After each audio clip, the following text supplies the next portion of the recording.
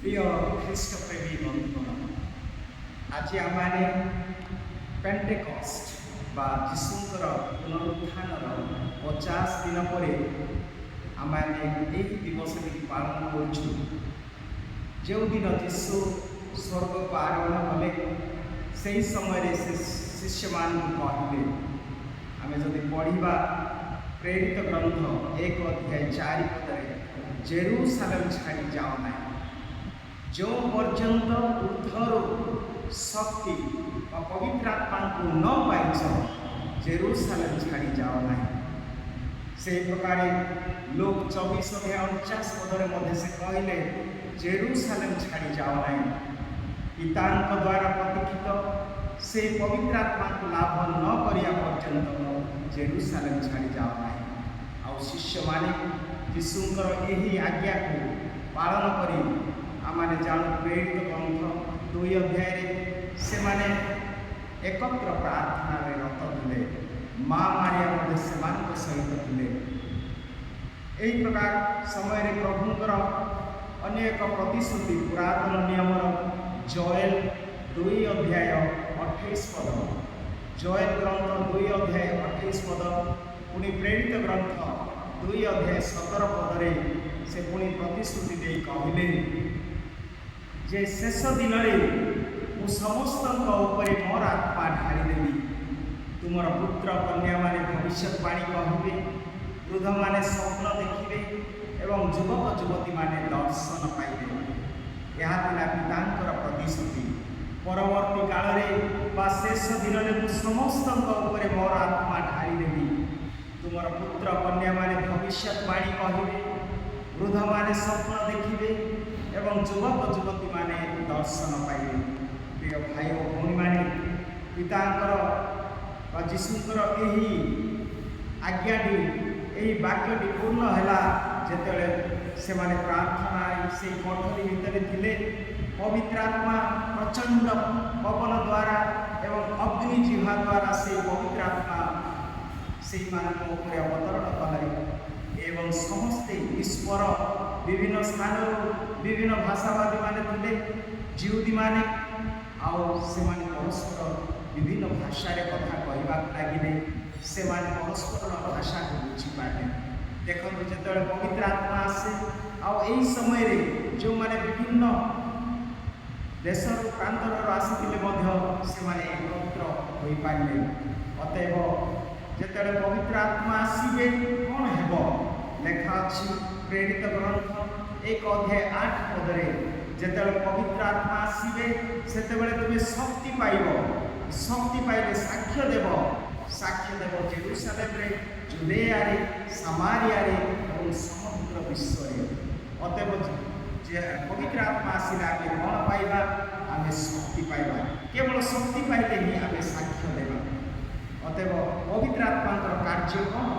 ଆମେ ଦେଖିବା ଯଦି ଯୋହନ 14:26 ଲେଖାଯାଏ ଯେ ପବିତ୍ର ଆତ୍ମାଙ୍କର କାର୍ଯ୍ୟ ହେଲା ଯେ ଯେତେବେଳେ ସେହି ସହାୟକ ସାହାଯ୍ୟକାରୀ ଆତ୍ମା ଆସିବେ, ସେ ତୁମମାନଙ୍କୁ ସବୁ ବିଷୟରେ ଶିକ୍ଷା ଦେବେ।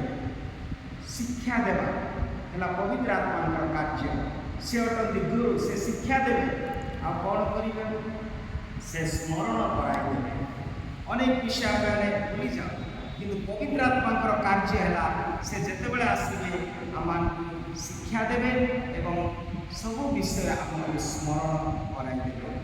ଦ୍ୱିତୀୟ କାର୍ଯ୍ୟ ହେଲା ପବିତ୍ର ଆତ୍ମାଙ୍କର, ଲେଖା ଅଛି 15:26 ଯେତେବେଳେ ସେହି ସତ୍ୟମୟ ଆତ୍ମା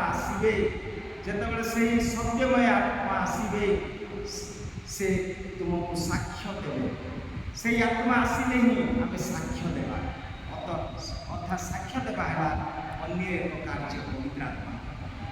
ପୁଣି ଆମେ ଜାଣୁ ଯେତେବେଳେ ପବିତ୍ର ଆତ୍ମା ଆସିବେ କ'ଣ ହେବ?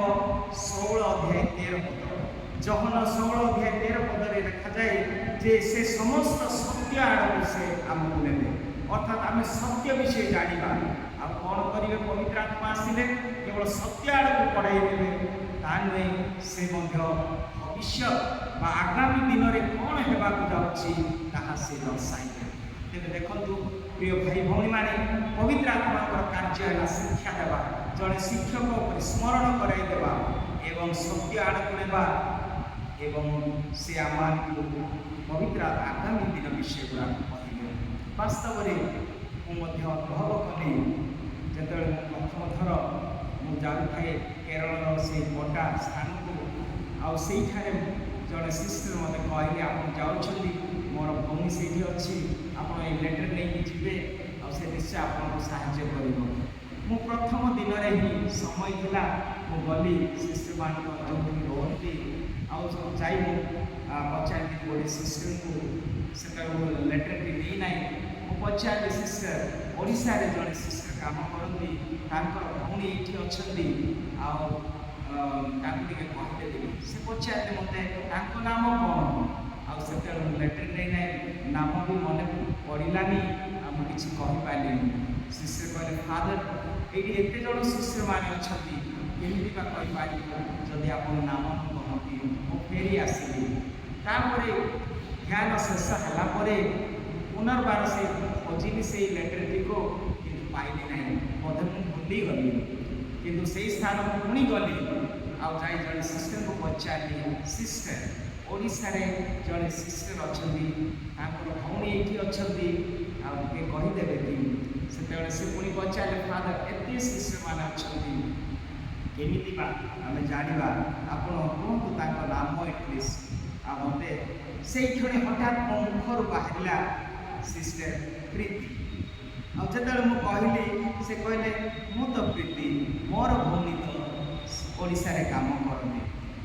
ତେବେ ଦେଖନ୍ତୁ ପ୍ରିୟ ଭାଇ ଭଉଣୀମାନେ, ଏହା ପୂର୍ବରୁ ମୋର ଏକ ଅନୁଭୂତି ହେଇଥିଲା, ପବିତ୍ର ଆତ୍ମାଙ୍କର ସ୍ପର୍ଶ ମୁଁ ଅନୁଭବ କରିଥିଲି, ଆଉ ପ୍ରଭୁ ମୋ ମୁଖରେ କଥା କହିଲେ ଯେ ସେଇ ସିଷ୍ଟରଙ୍କର ନାମ ଆସିଲା, ସେ ସ୍ମରଣ କରାଇଦେଲେ ଏବଂ ସେ ନିଜେ ଥିଲେ ସେଇ ସିଷ୍ଟର। ଅର୍ଥାତ୍ ସ୍ମରଣ କରାଇଦେବା ହେଉଛି ପବିତ୍ର ଆତ୍ମାଙ୍କର କାର୍ଯ୍ୟ।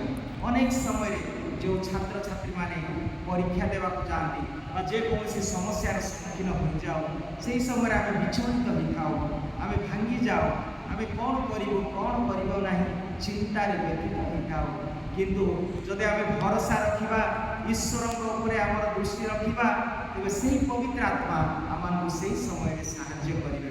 ପବିତ୍ର ଆତ୍ମାଙ୍କର କାର୍ଯ୍ୟ ନୁହେଁ ପୂର୍ବରୁ କିମ୍ବା ପରେ, ଯେଉଁ ସମୟରେ ଆମେ ସମ୍ମୁଖୀନ ହେବା ପରିସ୍ଥିତି, ସେହି ସମୟରେ ପବିତ୍ର ଆତ୍ମାକୁ ସେ ପ୍ରେରଣ କରିଥାନ୍ତି। ଅତଏବ ପବିତ୍ର ଆତ୍ମାଙ୍କର କାର୍ଯ୍ୟ ହେଲା ଆମକୁ ସ୍ମରଣ କରାଇଦେବା। ପ୍ରିୟ ଭାଇ ଭଉଣୀମାନେ, ଆମମାନେ ଆଜି ଏହି ପେନ୍ତେକୋସ୍ତ ଦିନରେ ହୁଏତ ଆପଣମାନେ କେମିତି ପବିତ୍ର ଆତ୍ମାକୁ ଆମେ ପାଇବା, ପବିତ୍ର ଆତ୍ମାକୁ ପାଇବାର ଉପାୟ କ'ଣ? ନିଶ୍ଚିତ ଭାବରେ ପବିତ୍ର ଆତ୍ମାକୁ ପାଇବାକୁ ହେଲେ ପ୍ରଥମତଃ ଆମ ଜୀବନରେ ଗୋଟିଏ ତୃଷା, ତାଙ୍କୁ ଦେଖିବାକୁ, ତାଙ୍କୁ ପାଇବା ପାଇଁ ଗୋଟିଏ ତୃଷିତ ଆତ୍ମା ରହିବା ଦରକାର। ଯେପରି 42 ଗୀତ ସଂହିତା 42ରେ ଲେଖାଯାଏ ଯେ ଜଣେ ଗୋଟିଏ ହରିଣୀ ଯେପରି ଖରା ଦିନରେ ଟିକିଏ ଜଳ ପାଇବା ପାଇଁ ଗୋଟିଏ ପର୍ବତରୁ ଅନ୍ୟ ପର୍ବତକୁ ଲମ୍ବ ଦେଉଛି, ସେହି ପ୍ରକାରେ ପ୍ରଭୁଙ୍କୁ ପାଇବା ପାଇଁ ଆମଠାରେ ଗୋଟିଏ ସେହି ତୃଷାର ଆତ୍ମା, we should thirst for the Holy Spirit, ତାକୁ ପାଇବା ପାଇଁ ଆମଠାରେ ଆଗ୍ରହ, ଇଚ୍ଛା ରହିବା ଆବଶ୍ୟକ। ମୋର ମନେ ପଡ଼ିଯାଏ ଗୋଟେ ଘଟଣା, ଯେତେବେଳେ ମୁଁ ଛୋଟ ଥିଲି, ମୋ ବାପା ଫୁଲବାଣୀ ସେହି ସମୟରେ ଜିଲ୍ଲାର ବାପୁରିଆରେ ସେ କାମ କରୁଥାନ୍ତି। କଳିଙ୍ଗ ଘାଟି ଦେଇ ଆମେ ଯିବାକୁ ପଡ଼ିବ। ଭଞ୍ଜନଗରରେ ଯେଉଁମାନେ ଜାଣନ୍ତି ତେବେ ଏହି ସ୍ଥାନଗୁଡ଼ିକ ପରିଚୟ ଦେଇପାରନ୍ତି। ଆଉ ସେହି ସମୟରେ 2 ଟଙ୍କା ବହୁତ ମୂଲ୍ୟବାନ ଥିଲା। ଆମେ ଆଇସ୍କ୍ରିମ୍ ଖାଉଥାଉ, ଖରା ଦିନ ଯେତେ ଯାହା 2 ଟଙ୍କାର 25 ପଇସାରେ ଯେଉଁ ମିଳିଯାଉଥାଏ, ଆଇସ୍କ୍ରିମ୍ ଖାଇ ଖାଇ ସେଇ 2 ଟଙ୍କାର ସବୁ ସରିଗଲା। ତାପରେ ବସ୍ ଆସିଲା ପ୍ରାୟ 10ଟା ସମୟରେ, ଯେତେବେଳେ କଳିଙ୍ଗା ଘାଟି ହେଇଛି ପ୍ରାୟ ମଧ୍ୟାହ୍ନ ସମୟ, ବହୁତ ମୋତେ ଯେହେତୁ ଆଇସ୍କ୍ରିମ୍ ଖାଇଥିବା ବହୁତ ତୃଷା ଲାଗିଲା। ମୁଁ ଜଣେ ଲାଜୁଆ ବ୍ୟକ୍ତି ଥିଲି, ବହୁତ ଲାଜ କରେ, ଭୟ କରେ, ଅନ୍ୟକୁ ସାମ୍ନା ହେଇନପାରେ, କିନ୍ତୁ ମୋତେ ଏତେ ଶୋଷ ଲାଗିଲା ଯେ ସେଇ କଳିଙ୍ଗା ଘାଟିରେ ମୁଁ ଚିତ୍କାର କରିଥିଲି, ନନା ବୋଉ ମୋତେ ଶୋଷ ଲାଗୁଛି, ମୋତେ ଶୋଷ ଲାଗୁଛି ବୋଲି ମୁଁ ଚିତ୍କାର କଲି। ଆଉ ସେହି ସମୟରେ ଯେଉଁମାନେ ଯାତ୍ରା କରୁଥିଲେ ବସ୍ର ସମସ୍ତେ ମୋ ଆଡ଼କୁ କହୁଛନ୍ତି, ଏ ପିଲାଟିକୁ ପାଣି ଟିକେ ଦେଇଦିଅ, ଯିଏ ସିଏ ବାହାରକୁ ଦେବା ପାଇଁ ଚେଷ୍ଟା କରୁଥିଲେ। ଆମ ଭୟ କଲେ, ଅଳ୍ପ ଟିକେ ପିଇଲି, କିନ୍ତୁ ମୋ ବାପା କହିଲେ ପିଇ ଭଲ ନାହିଁ, ଲଜ୍ଜା କଲେ, ଭୟ କଲେ। କିନ୍ତୁ ମୁଁ ଯେତେବେଳେ ଟିକେ ପିଇଲି, ଆଉ ସେତେବେଳେ ତୁମର ଅତଏବ ଏହି ପ୍ରକାର ଭାବେ ଗୋଟିଏ ତୃଷା ପ୍ରଭୁଙ୍କୁ ପାଇବା ପାଇଁ ତୃଷା ହେବା ଆବଶ୍ୟକ। ଯିଏ ତୃଷା ହୁଏ ସେ ପ୍ରଭୁଙ୍କୁ ପାଏ। ତେଣୁ ଯୀଶୁ କହିଲେ 7 ଅଧ୍ୟାୟ ଜହନ 37 ପଦରେ, ଜହନ 7 ଅଧ୍ୟାୟ 37 ପଦରେ ସେ କହନ୍ତି, ଯେଉଁମାନେ ତୃଷିତ ମୋ ନିକଟକୁ ଆସ, ଆଉ ଯେଉଁମାନେ ମୋ ଠାରେ ବିଶ୍ୱାସ କରିବେ ସେମାନଙ୍କ ଅନ୍ତରରୁ ଅମୃତର ଜଳ ନିର୍ଗତ ହେବ।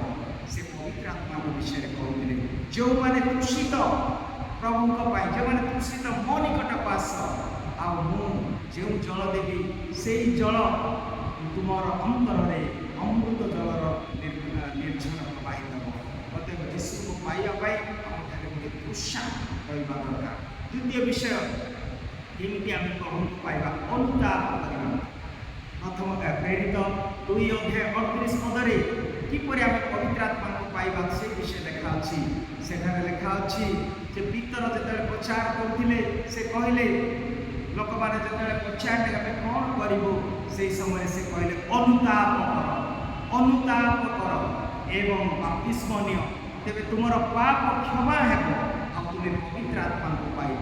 ଅତଏବ ପ୍ରିୟ ଭାଇ ଭଉଣୀମାନେ, ପବିତ୍ର ଆତ୍ମାକୁ ପାଇବା ହେଲେ ପ୍ରଥମେ ତ ଆମଠାରେ ତୃଷା ରହିବା ଦରକାର। ଦ୍ୱିତୀୟ ହେଲା ଆମଠାରେ ଅନୁତାପ ପାପ କ୍ଷମା ପାଇବା ଦରକାର, ତେବେ ପବିତ୍ର ଆତ୍ମା ଆସିବେ। ପୁଣି ତୃତୀୟ ବିଷୟ, ପବିତ୍ର ଆତ୍ମାକୁ ପାଇବାକୁ ହେଲେ ଆମକୁ ବିଶ୍ୱାସ କରିବାକୁ ପଡ଼ିବ। ବିଶ୍ୱାସ ସହ ଆମେ ଡାକିବାକୁ ପଡ଼ିବ। ଯୀଶୁ ଯେମିତି କହିଲେ 7 ଅଧ୍ୟାୟ 7 ପଦ, ମାଥ୍ୟୁ 7 ଅଧ୍ୟାୟ 7 ପଦ, ମାଗ ପାଇବ, ଖୋଜ ମିଳିବ, ଦ୍ୱାରକୁ ଆଘାତ କର, ଦ୍ୱାର ଖୋଲାଯିବ। ଆମକୁ ମାଗିବା ପାଇଁ ଯେତେବେଳେ ମାଗିବା, ଅନେକ ବିଷୟ ଆମେ ମାଗୁଛୁ, ଏଇଟା ଦିଅ, ସେଇଟା ଦିଅ, ମୋତେ ମୋର ଚାକିରି ଦିଅ, ମୋର ପରିବାର ଖୋଜ ହେବ, କିନ୍ତୁ ଆମେ ଭୁଲି ଯାଉଛୁ ଆମେ ବାସ୍ତବରେ କ'ଣ ମାଗିବା କଥା। ମାଗ ପବିତ୍ର ଆତ୍ମାକୁ। ଯେତେବେଳେ ଆମେ ପବିତ୍ର ଆତ୍ମାକୁ ମାଗିବା, ପବିତ୍ର ଆତ୍ମା ଜାଣନ୍ତି ଆମକୁ କ'ଣ ଆବଶ୍ୟକ। ଅତଏବ ପ୍ରିୟ ଭାଇ ଭଉଣୀମାନେ, ଆମେ ମାଗୁଛୁ ସତ, କିନ୍ତୁ ଆମେ ଠିକ୍ କଥା ମାଗିପାରୁନୁ। ଆମେ ଏଇ ଛୋଟିଆ ବିଷୟ ଗୁଡ଼ାକ ବିଷୟରେ ଆମେ ଏତେ ଚିନ୍ତିତ, କିନ୍ତୁ ଯେତେବେଳେ ଆମେ ନିକଟରେ ପବିତ୍ର ଆତ୍ମା ଆସିବେ ସେତେବେଳେ ଆମକୁ କ'ଣ ଆବଶ୍ୟକ ତାହା ପ୍ରଭୁ ଜଣେଇବେ। ଅତଏବ ପ୍ରଭୁଙ୍କ ପବିତ୍ର ଆତ୍ମାକୁ ପାଇବାକୁ ହେଲେ ଆମମାନଙ୍କଠାରେ ଗୋଟିଏ ତୃଷା ରହିବା ଦରକାର। ଦ୍ୱିତୀୟତଃ ଆମେ ବିଶ୍ୱାସ କରିବା ଦରକାର, ଅନୁତାପ କରିବା ଦରକାର ଏବଂ ଆମମାନେ ମଧ୍ୟ ସେହି ପବିତ୍ର ଆତ୍ମାକୁ ପାଇବା ପାଇଁ ଆମମାନେ ସବୁବେଳେ ତା ପବିତ୍ର ଆତ୍ମାକୁ ମାଗିବା। ଏବେ ଅନେକ ବିଷୟ ଅଛି ପ୍ରିୟ ଭାଇ ଭଉଣୀମାନେ, ତଥାପି ଆସନ୍ତୁ ବାସ୍ତବରେ ସେହି ପବିତ୍ର ଆତ୍ମାଙ୍କର ଫଳ। ଗୋଟିଏ ଗାଁରେ ମୁଁ ପହଞ୍ଚିଲି, ସେହି ଗାଁର ମାଆମାନେ ରୁଣ୍ଡ ହୋଇ ମୋତେ ପଚାରିଲେ, ଫାଦର, ଆମ ଗାଁରେ ଜଣେ ଯୁବକ ଅଛି, ସେ ପବିତ୍ର ଆତ୍ମାକୁ ପାଇଛି। ମୁଁ ପଚାରିଲି ସେ କ'ଣ କରୁଛି? ସେମାନେ କହିଲେ ବହୁତ ପ୍ରାର୍ଥନା କରୁଛି, ମାଳା ଜପ କରୁଛି। ମୁଁ କହିଲି ବହୁତ ଭଲ, ଆଉ କ'ଣ କରୁଛି? ସେମାନେ କହିଲେ ଫାଦର ସେ ଆମକୁ ପ୍ରାର୍ଥନା କରିବା ପାଇଁ ଡାକୁଛି। କହିଲି ବହୁତ ଭଲ କଥା, ଆଉ କ'ଣ କରୁଛି? ଫାଦର ସିଏ ନା ପ୍ରାର୍ଥନା କଲାବେଳେ ତାର ମୁଣ୍ଡ ହଲି ଯାଉଛି। କହିଲି ବହୁତ ଭଲ କଥା, ଆଉ କ'ଣ କରୁଛି? ଫାଦର ଯେତେବେଳେ ଆମେ ପ୍ରାର୍ଥନାକୁ ଯିବୁ ନାହିଁ ନା, ସେ ଗୋଟେ ପକେଟରୁ ଛୁରୀ ବାହାର କରି ଆସୁଛ ନା ନାହିଁ ଭୟଭ୍ରାନ୍ତି କରୁଛି, ଭୟ ଦେଖୁଛୁ।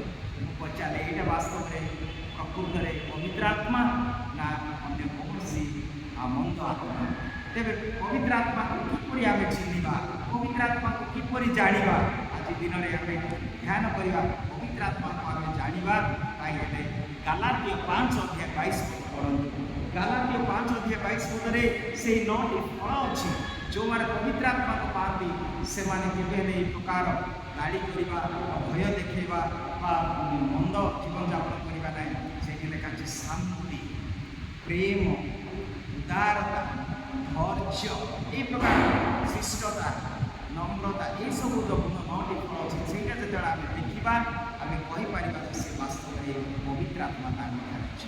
ପବିତ୍ର ଆତ୍ମା କେବଳ ସମସ୍ତଙ୍କଠାରେ ଅଛି, ଆମ ପ୍ରତ୍ୟେକଙ୍କଠାରେ ପବିତ୍ର ଆତ୍ମା ଅଛି, କିନ୍ତୁ ଆଜି ସେହି ପବିତ୍ର ଆତ୍ମା ଶୋଇ ରହିଛି।